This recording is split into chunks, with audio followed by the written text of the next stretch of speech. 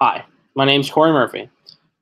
My topic of choice was golden rice, and this topic talks about genetically engineered fortification/modification of organisms.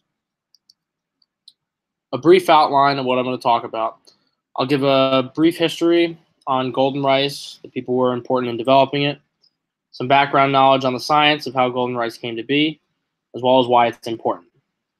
Then I'll talk about the controversy surrounding golden rice and other genetically modified foods and organisms, the people who support and are against the usage of them.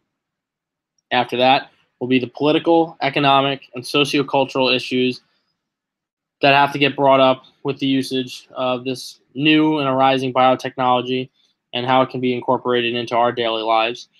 And then a little talk about the ethical considerations going forward. So, a brief history. 1990, Ingo Potrykus at the Swiss Federal Institute of Technology started to focus on introducing genes into rice. Along with Peter Byers and Yi X, they led research on introducing new biochemical pathways into different organisms, as in focused on rice, and the scientific evaluation, so more the fine-tuning of that research. The whole idea was brought up on increasing the volume of food that could be produced, as well as the quality of the nutrition in that food. Focus on people starving around the world, so if we can try and combat that, that would be a positive. Golden rice was first harvested in 2004, and that's a decade after the research started, so they had plenty of time to fine-tune and make sure that everything was in order. And in the following months that the first golden rice was harvested, they refined their techniques even further to have the golden rice be much more efficient in production of vitamin A, but I'll talk about that in a minute. So, golden rice is genetically altered rice that has had a beta-carotene biosynthetic pathway inserted into its endosperm or seed using recombinant technology. And the importance of this is that it contains 50 to 60% of the daily vitamin A intake in one serving of rice. Now, this will get brought up in a minute. So just a little background on the genetically engineering side of things. They use genetic modification techniques to fortify the regularly consumed foods, such as rice, with dietary necessities that sometimes are lacking in certain cultures or parts of the world, rather than using outside supplements. Now, this is done by introducing new genes using plasmids of bacteria that are regularly associated with the plants. And they contain genes which the plasmid itself, which is a circular piece of DNA, is inserted into the rice embryo, and from here it infects the DNA of the rice in a sense, and incorporates these new genes that can produce these new enzymes that can eventually create the beta-carotene, which is the precursor to vitamin A. Now, why is vitamin A so important? Vitamin A deficiency, or VAD, is an illness that is suffered mainly in Africa and Southeastern Asia. And the people who are mainly affected by it are children and pregnant women. Now, I focus on the preschool children, but in total, 250 million preschool children every year, total, are affected in over 118 countries. Now, this is important because a third of all deaths to under 5, so age under 5 adolescents, is a result of vitamin A deficiency, reported by the World Health Organization. So if we can try and combat this in any way, and introducing it in a crop that's eaten on a daily basis, that would probably be the easiest way to tackle that issue. But vitamin A, what is it used for in our bodies? Reproductive health, growth, immune system integrity, epithelial, and ocular tissues. So the ocular tissues gets brought up in early development of the deficiency by night blindness. But the major concern is that following an infection, your immune system is compromised, so it can lead to premature death, which obviously, if the focus is on children, that's not where we want to be going. So where it's typically present, vitamin A deficiency, areas of poverty, places with intestinal worms, so you can kind of get the feel that not as developed areas are the ones suffering. and inadequate fat intake, and poor nutritional education. So poor nutrition. So the controversy with golden rice. Now we have a way to produce this vitamin A rich crop. However, why aren't we using it? So there's two major sides. Those against the use of genetically modified foods for any reason due to a change or loss of natural biodiversity or potential unforeseen consequences in the future to health, environment, so forth. The major proponent of this side is Greenpeace, and their motto is Greenpeace will never stop fighting for a greener, healthier world for our oceans, forests, food, climate, and democracy, no matter what forces stand in our way. So you can kind of tell that it's a environmental organization trying to prevent future issues. Now, the other side, those for the use of GMOs, because of the short-term gain that it would have, or it would save millions of lives per year due to diet inadequacies. Major proponent and funder of golden rice research is Bill and Melinda Gates Foundation, which most people know who Bill Gates is. So, a little bit more about Greenpeace. Their mission statement. Greenpeace is a global, independent campaigning organization that uses peaceful protest and creative communication to expose global environmental problems and promote solutions that are essential to a green and peaceful future. They are a non-governmental organization, and they do not want to see genetically modified foods being used in basically any way. And I got these, their reasons for not supporting golden rice right off their website. So main reasons are vitamin A deficiency can be fixed by natural means of implementing homegrown gardens that incorporate vitamin A foods.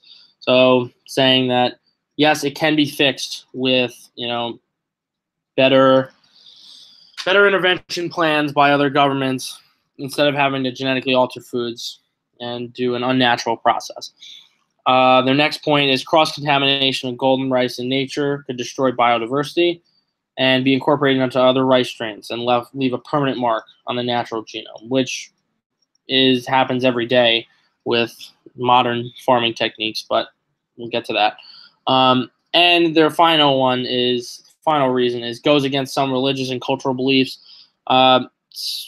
Certain cultures have a certain type of rice that they try to eat, and this would be going against that ideology, and Greenpeace says that that's wrong.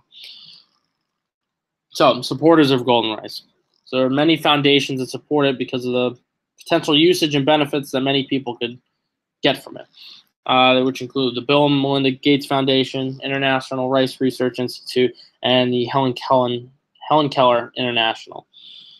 The major thing that I found was 107 Nobel laureates, which are Nobel Peace Prize winners from the past, signed a letter to Greenpeace to stop fighting golden rice usage.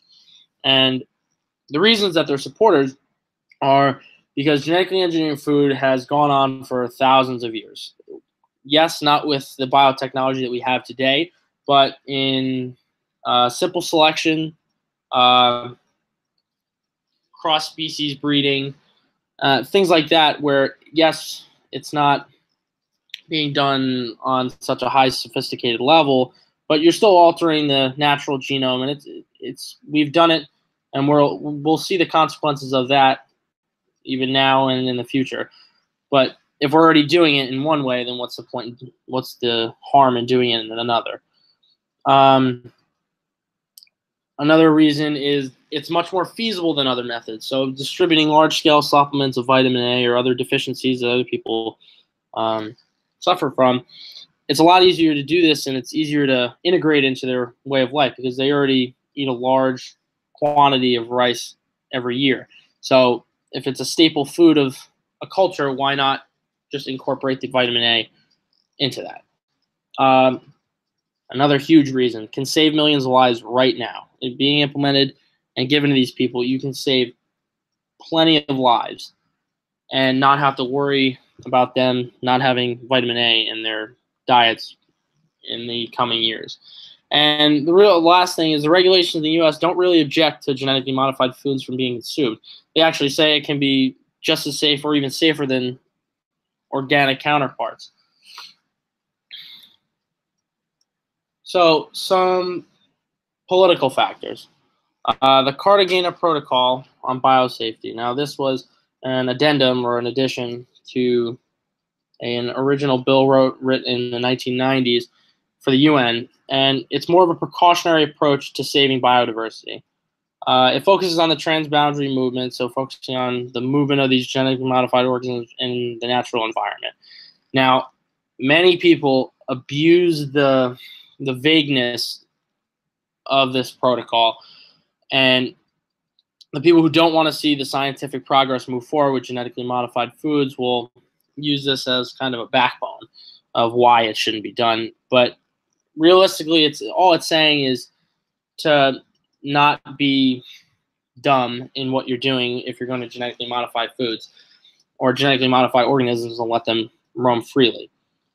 The idea with the political factors is that there's plenty of scientific progress supporting the usage of genetically modified foods, with over 2 decades of research done by 500 plus research groups, as well as in 130 genetically modified organism projects.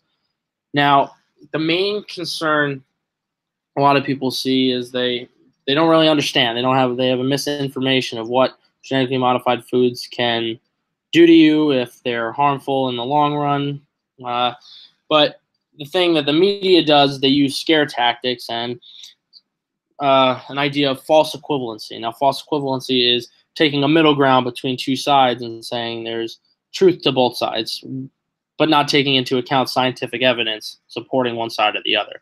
So this helps spread that misinformation, people not really knowing the truth behind genetically modified foods, their safety, the benefits for the environment, things like that.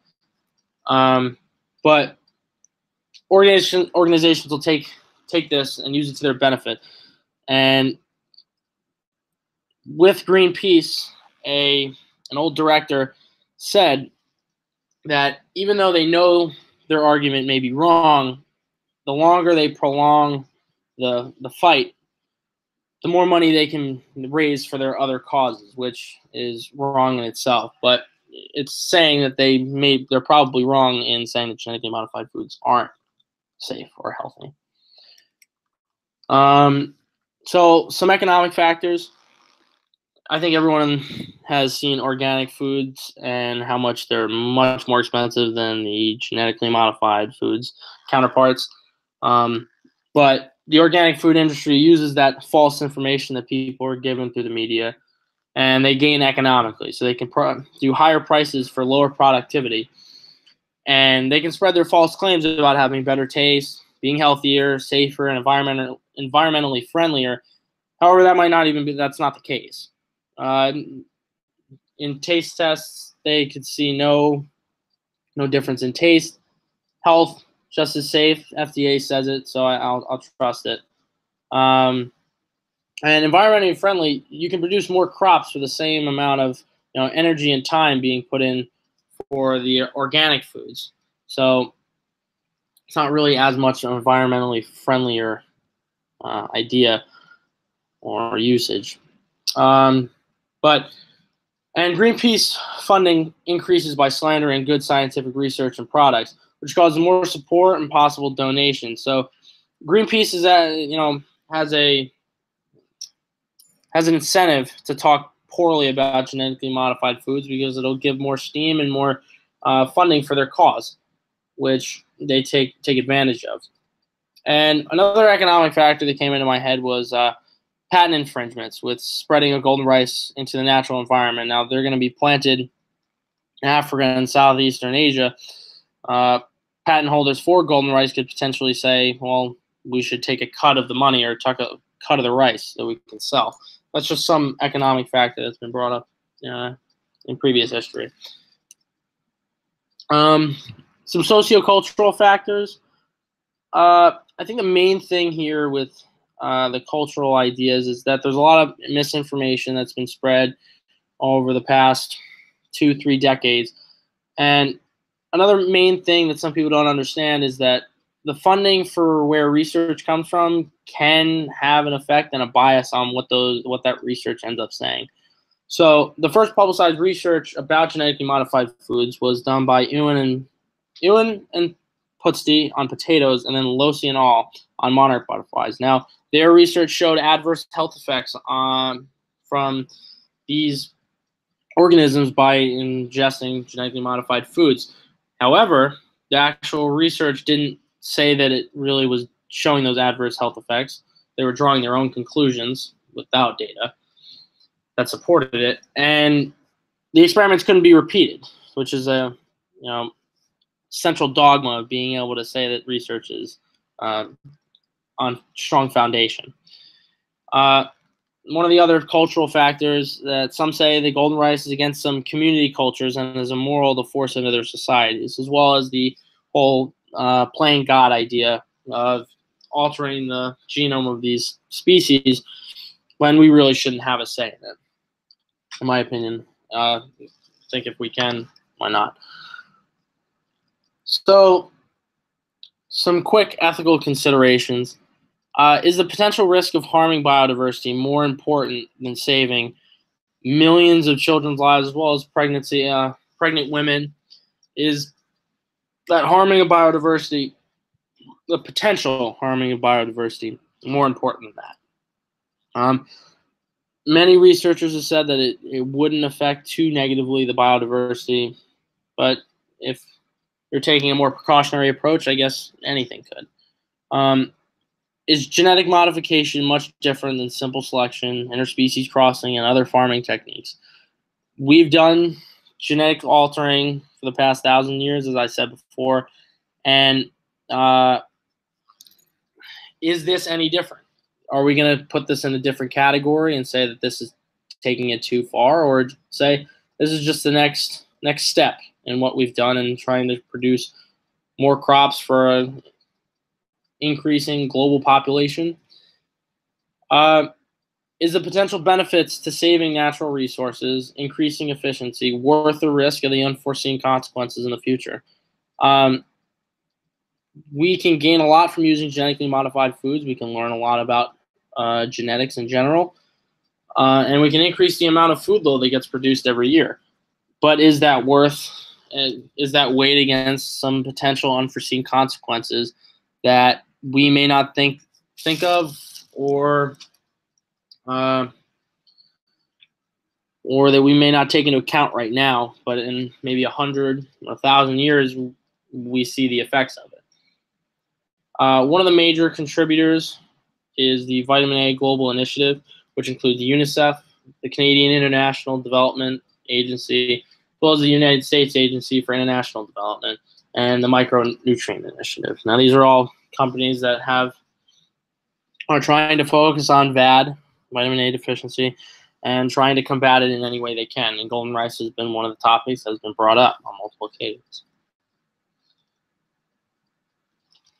So, just some concluding thoughts.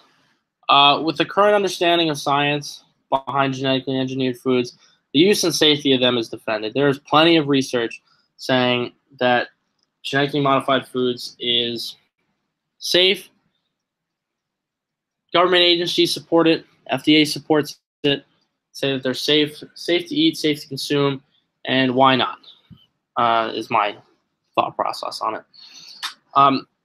Next concluding thought, the widespread usage of GMOs such as golden rice has been held back from misinformation, media stunts, that idea of false equivalency I was talking about, economic benefits of organic industry, and then many other reasons.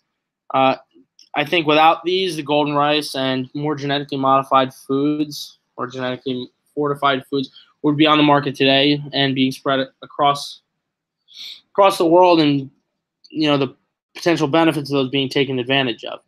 But from these groups and trying to cover up scientific knowledge and information, that they've more or less gotten their way in suppressing it.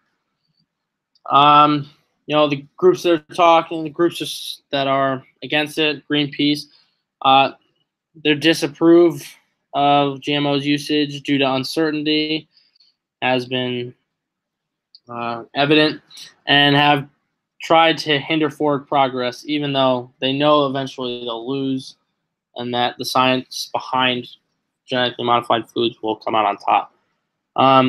and just some the ethical considerations that need to be kept in mind. But in my opinion, however, with constant monitoring, I think golden rice and other organisms can be used in a safe and beneficial way for societies. Misfortune, for all these societies that have hurting populations because of vitamin A deficiency, I think this would be a great way to integrate this biotechnology and make the world a slightly better place. Thank you. Okay.